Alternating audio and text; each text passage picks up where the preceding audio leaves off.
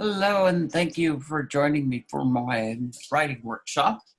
My name is Bill Arts, and before I actually get started, I would like to thank Dr. Rice for her forethought in allowing us to continue to do this through video means. And also the rest of the committee for the conference. And indeed, it takes a good bit of work and also forethought to be able to do something like this, given our circumstances at the moment. If I were lecturing, I would stop for a moment, and so I would for people to read this, but I will include obviously you can go back and look at the PowerPoint, but if someone wants a PowerPoint, please just ask. I'll be happy to send it. So this is Writing Workshop on Global Inclusivity and the Queer Community, a Practical Approach. And for the 7th Annual Global Wellbeing and Social Change Conference, and conference subsequently canceled due to the COVID pandemic, presentation made via technology and hyperlinked. This is APA compliant, it is MLA compliant, and is also Chicago compliant. That is not conjecture, I have checked with other scholars that work in those different fields, and that is indeed the way in which that one is able to list it on a CV if necessary. And certainly in my case it is.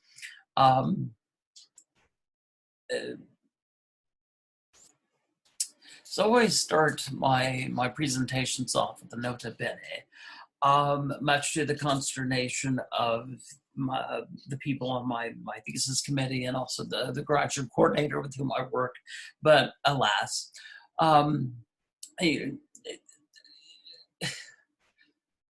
I'm a philosopher by training, and so there are things that by training I think that I need to add. I mean, at present, I understand myself as someone interested in comparative literature because the type of research that I do, and it fits in with sort of my entire research regimen, which I'll be talking about here in a minute. I've taught in the past, and in Wichita, Kansas, at Wichita State University, a place where I worked for 33 years. And when I taught the LGBT rights class, the first thing I said was, LGBT rights are civil rights. If one doesn't understand that, and I mean, I'm obviously talking to social workers at this point, but that's not always the case, and it's always something that one needs to remind themselves. If this first tenet isn't thought of or isn't understood, then one needs to make that clear, because unless you see LGBT rights as civil rights, then that's the only place from which one is able to make any type of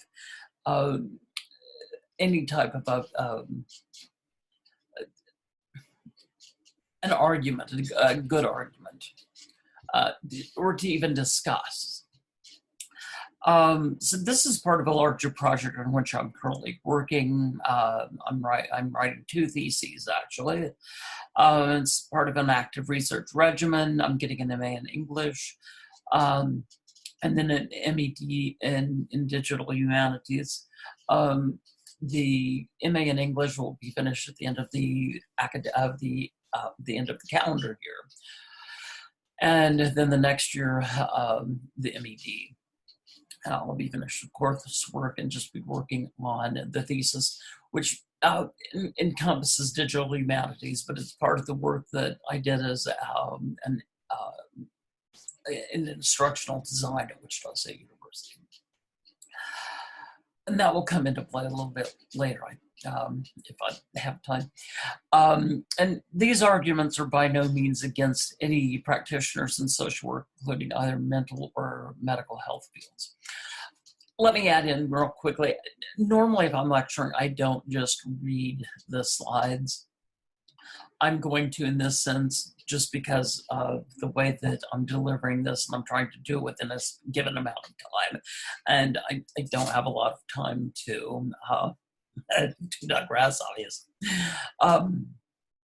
And so that's why I'm reading the slides, just because of the nature of this lecture.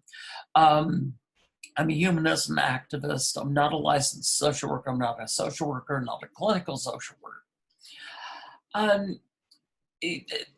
Without any worries about universals and things, a humanist, we're worried about humanity. We're worried about questioning humanity. What is humanity? What is a human?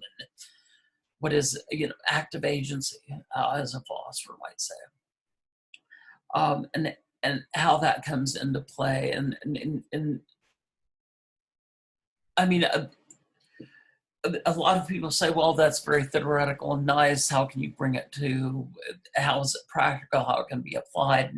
Quite easily, actually. I mean, humanities has a larger impact on everything that we actually do. And certainly in writing. It is my intent to show in this presentation the power of words as literature and the simple fact of the need to truly listen, to make assumptions and not to make assumptions. The way in which writing is powerful, revolutionary, and urgent.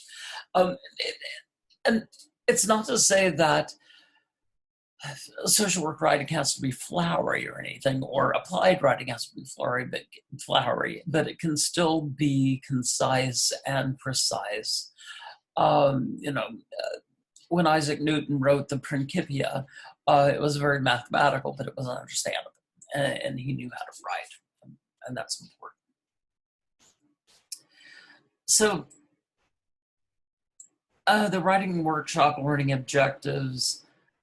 A new perspective on writing from a humanist understanding, which I talked about just a bit ago. Participants will be able to appreciate a need for writing across disciplines. And when I say writing across disciplines, I mean that, writing in social work, writing in whatever your discipline might be, it's possible to do so in a way that is interesting and not just a bunch of drab facts. There's a way of presenting those facts that can be more interesting. A way of empathy and writing that's not just inclusive but empathetic. Writing that is inclusive and diverse.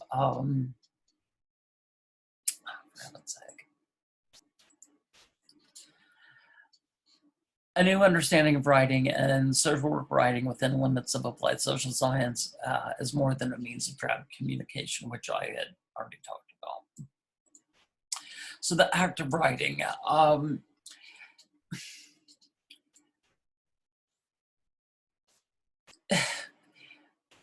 For this, I am boiling everything down to talking about the queer community as a whole and queer theory. And there are arguments for that, arguments against it, but there are arguments for talking about the queer community as a whole, so that it's more all-encompassing, I think, than just adding in a number of different letters and things. And that's not just because I'm a linguist. It's not just because I've studied philology and romance philology, and there's an actual philosophical reason for this, which isn't part of this lecture. And there are any number of LGBT resource centers and programs in gender studies and university divisions of diversity and inclusiveness, and that's important. That's and especially right now. So this is a quote from Michel Foucault, his article on Technologies of the Self, and it was published in English. This was towards the end of his life. This was from a conference where he was speaking in 1982 at the University of Vermont, and he died in 1984. And Foucault was in the process of starting to work on technologies of the self, what that meant, because it went beyond what he had been doing up to that point in 1982, and certainly, Foucault's ideas of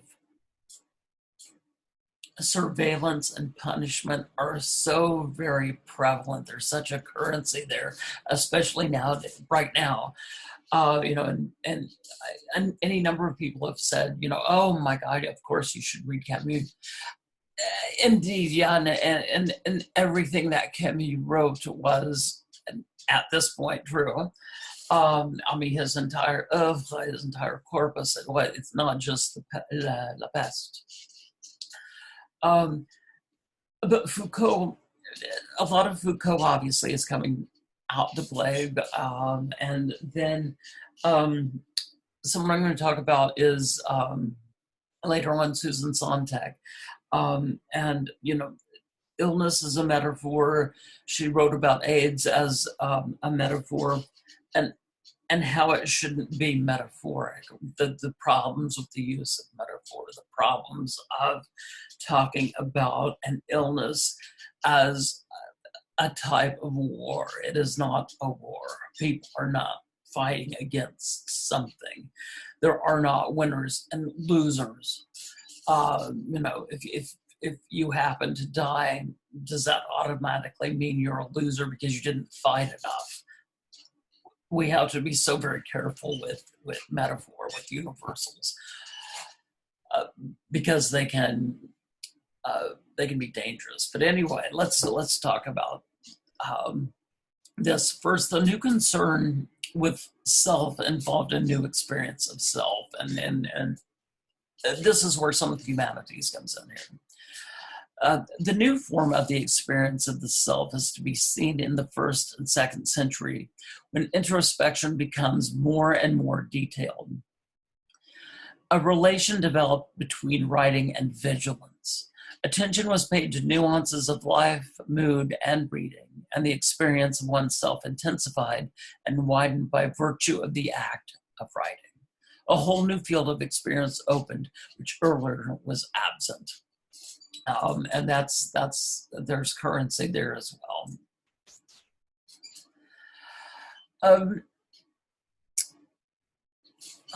just going to read a poem by Claudia Rankine, and I can't remember where I put it actually.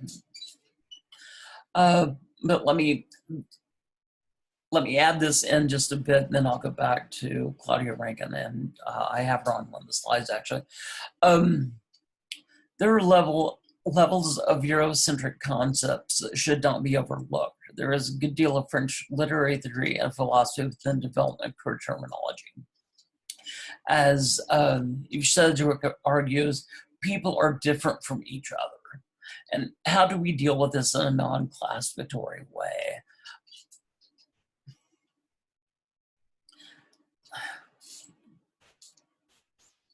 I keep remembering not. Okay. The French author Edouard Louis writes, he talks about writing from a sense of shame. He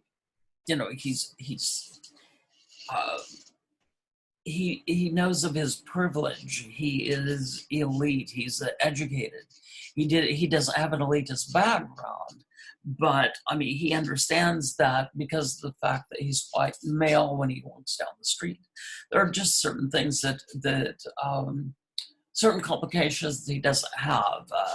Certainly not at the moment, because the French army is in the streets of Paris. But he thinks that writers need to write from a sense of shame in order to break down walls, in order to break down barriers, in order to break down sort of an essentialist view of like gender, for example.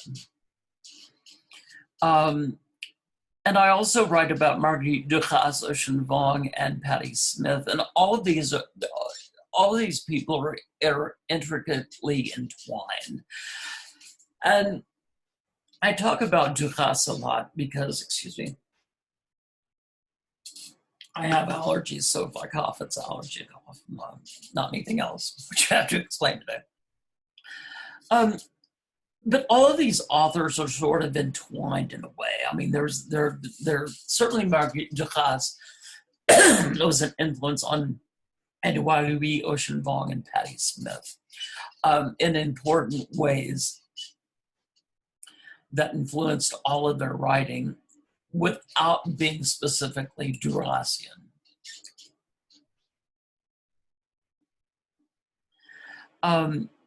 There are complications of knowing and understanding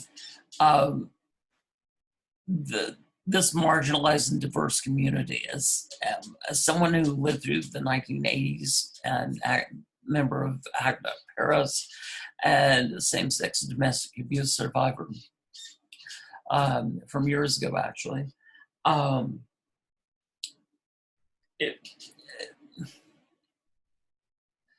all of their writing has an inclusiveness in it that needs to be remembered and thought of. So Susan Sontag in her 1988 work, Age and Its Metaphors, is very much current again. And if you can't get a copy of it, it's available as a PDF online. If you just Google, you'll find it. And there's also a new biography, actually, out. Susan, just Sontag, Her Life and Work by Benjamin Moser, which was published in 2019. So, Claudia Rankin.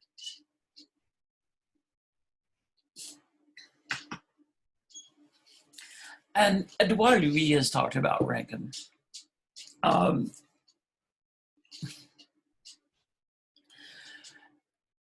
Because her writing is urgent, and it's also very important.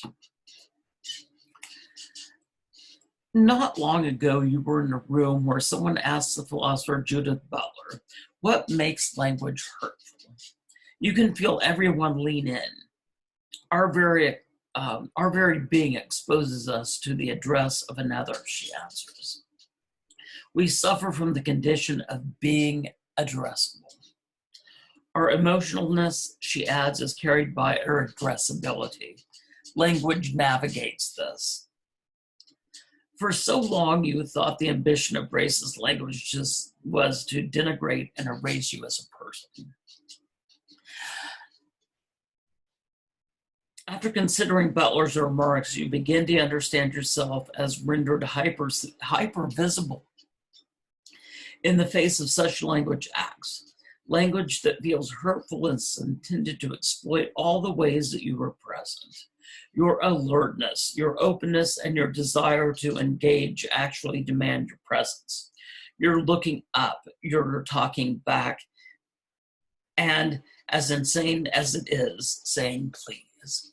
So just visibleness, being present, being, there that one has to address you, that bothers people. And especially if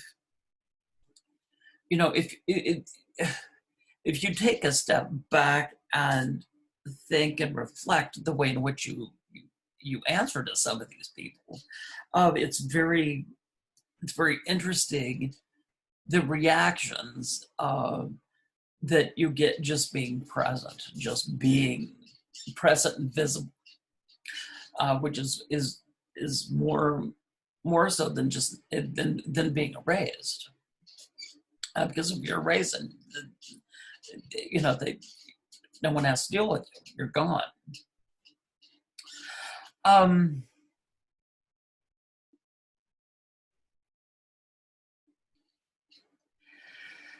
So, and this is a Durasian idea, but when you start writing, in the beginning, you are not worried about either syntax or even grammar.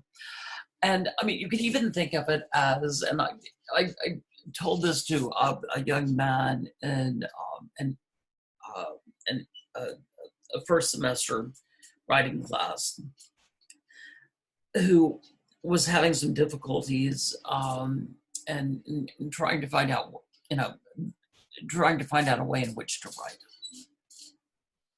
or how might he best write.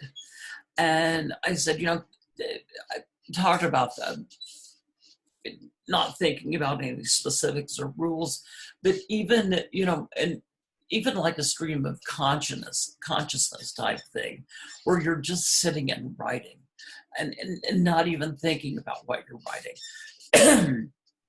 After having done that, then you can go back and look and see what you've got. But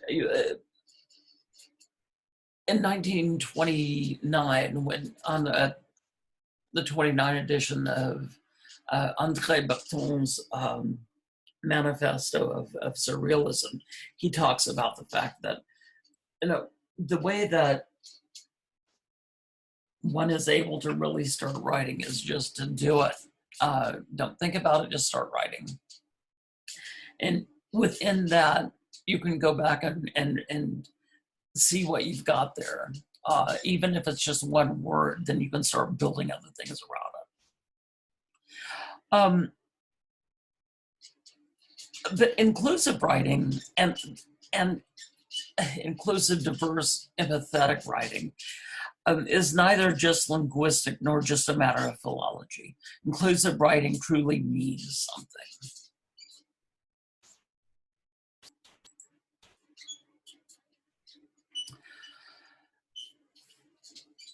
And this is from a paper of mine that addresses some of these things. Writing is very masculine, and one needs to understand the notion of anti-essentialism, a key idea found in the work of Simone de Beauvoir in her 1949 philosophical text, The Second Sex. A way of fighting, arguing against a traditional patriarchal essentialist view of what a feminist should be. It is Beauvoir's anti-essentialist notion that one is not born a woman, one becomes a woman. Beauvoir is negating the very idea that there is a universal concept of woman. And a woman is more than man's Hegelian other. I will show how this is a philosophical concept that is able to be further developed within the notion of inclusivity writ large.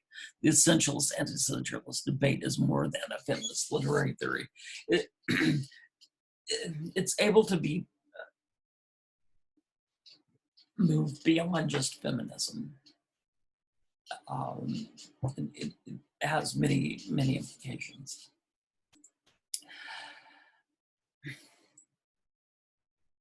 I want to talk just briefly about affordance theory.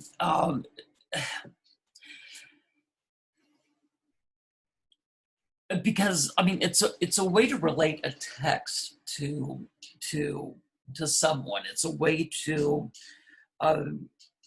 treat someone as well. I mean, it's a way of helping people sort of connect, either through poetry or through literature, something that's prosaic, that allows one to expand on a text at hand, for example. Why is this text important? What does it mean to oneself, and how can you expand in it? So how does an understanding of literature help with writing? Why talk about genre? What does that really do? I don't want to get into philosophical arguments of genre at this point, because that's not the point of this workshop.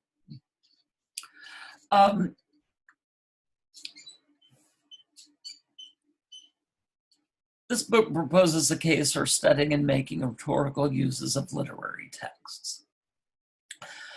And Cost, who has this affordance theory that I think is useful and helpful, and that I've used and learned from, He believes that doing so can open up many powerful and pleasurable learning opportunities, especially regarding oneself in relation to one's lived context. And so, what does that mean to you? But it's also a way that um,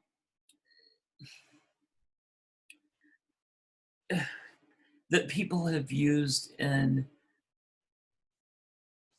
sort of self-help groups and groups like Alcoholics Anonymous and Al-Anon,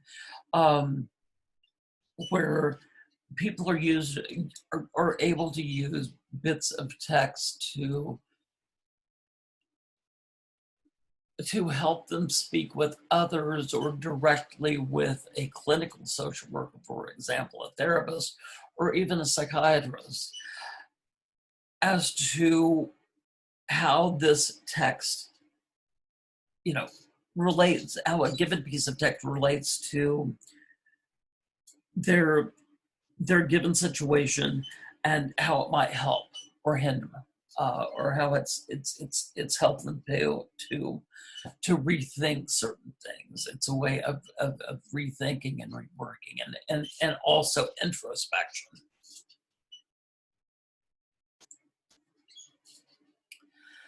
So again, I want to go back to the learning objectives, which I talked about earlier. A new perspective on writing from humanist understanding. And an appreciation of writing across disciplines. Empathy is more important than inclusivity and diversity. If you're writing from an empathetic point of view, inclusivity and diversity are going to come into play with that. A new understanding of writing, and then, how do you write? How are you able to write about quantitative information that's exciting? Qualitative, you can talk about the qualia, and the feelings of that. But if you're writing just on evidence-based research and things like that, how do you render that interesting? Well, part of it is just read, and no matter what you're reading, just read, either fiction or nonfiction. But even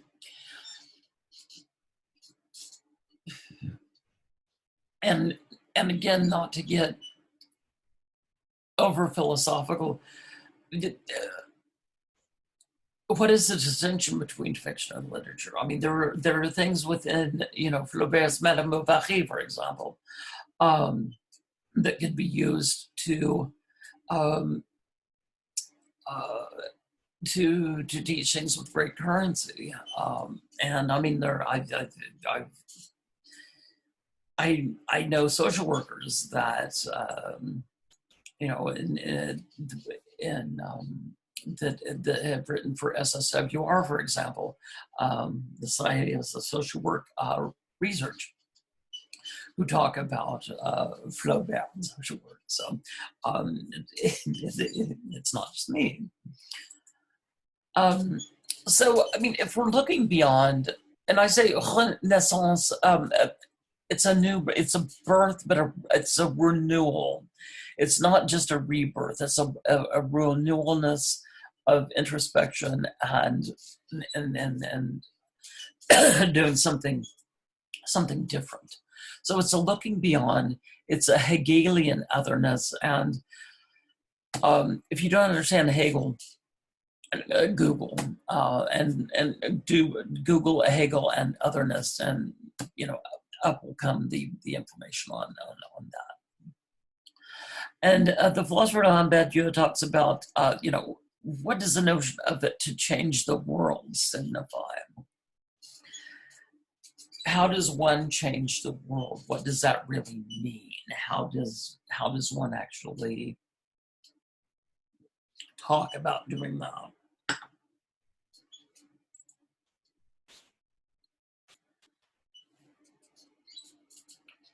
So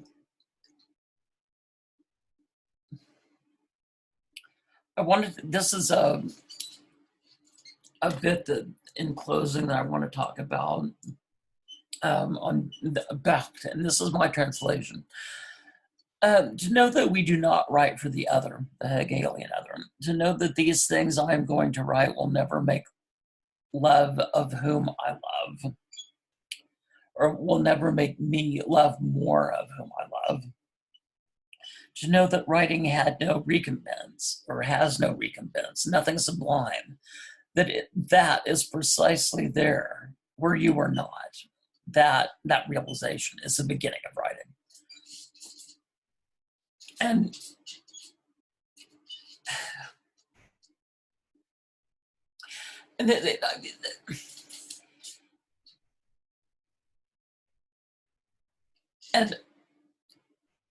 you know, people will say, "Oh, well, my goodness, that's so theoretical, that's so esoteric." But I mean, the fact, you know, when you beginning writing is there where you're not. I mean, it's there where you're just beginning. And if you just sit and think about your writing and write, you're writing. It doesn't have to be beautiful at first. A first draft is a first draft. And it just doesn't even have to mean anything at first. And I mean, because of the fact that, you know, I'm working on a master's in education, I mean, that's also a very applied field, and in the digital humanities and digital pedagogy and everything. And, you know, it's all great to talk about all these digital things, but unless you truly understand what humanities is, unless you truly understand what pedagogy is, unless you really understand what social work is, to add that digital aspect on it adds a whole new set of bits of baggage with which to deal. And so it's a way of going back and reflecting on where we really are, and reflecting on a new way of looking at ourselves and what we need to do. I mean, it truly a renaissance, and that now is more important than it's ever been, especially given our confinement, given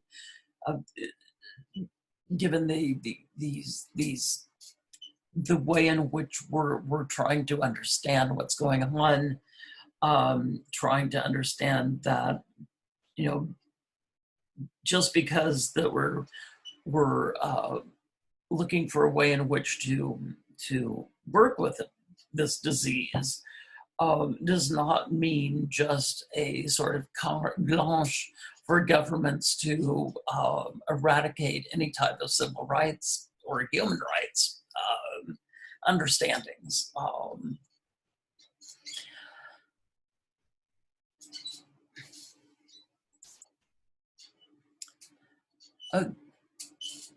So at the beginning of the year, the MLA convention was in Seattle, Washington.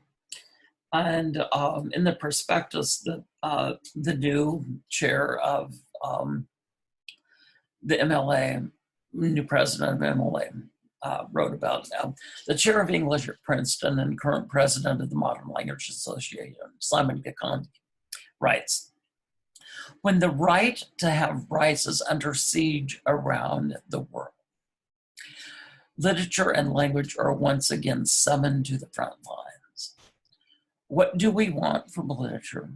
Literature is revolutionary, it is scandalous, it is urgent. It gives those demarginalized a voice. That is what we want writing to be." And so that last bit was for me. And it's very important to keep that in mind. It's very important to always understand what literature should be, and and you know, had this been a full workshop, I would have done, sort of activities and things. But I mean, if you just sit for a few minutes and write, simply just write anything you want to. And then after all of that, read what you've written, see what you can do with it. And then another thing that I do with students is have them take a word and build a sentence around it. It can be any word. It can be workshop, and then build a sentence around that. What do you get?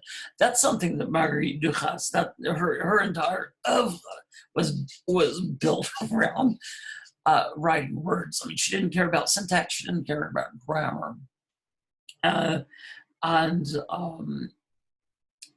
She wrote from 1945 to 1996, and her death in Paris. But I mean, her writing was about writing. All she did was write, and any story that she wrote about was about writing, in essence. And people think it's very esoteric and very sort of surrealistic, but it's not. It's simply about writing, and that's what always fascinated me about Duras, even as a freshman undergraduate. And I had the good fortune to study in France for many years, and continue to go, given my research area. But Duras has these influences and other writers just because of the fact that she wrote about writing without writing about writing. And that's important to remember. I hope this was helpful. I hope it wasn't too disconcerting or distracted. The references, if you want references, please ask me, and I'll send references to Dr. Rice. But I never can get a PowerPoint to put these in the right format. And so as you'll see here, I use the APA manual, and that's certainly not, doesn't have a hanging indent. And I'm unable to do the hanging indent in PowerPoint. Anyway, I hope this was helpful. Thank you all so very much. I really appreciate it. And again, I appreciate Dr. Rice for allowing us to do this. Thank you so much.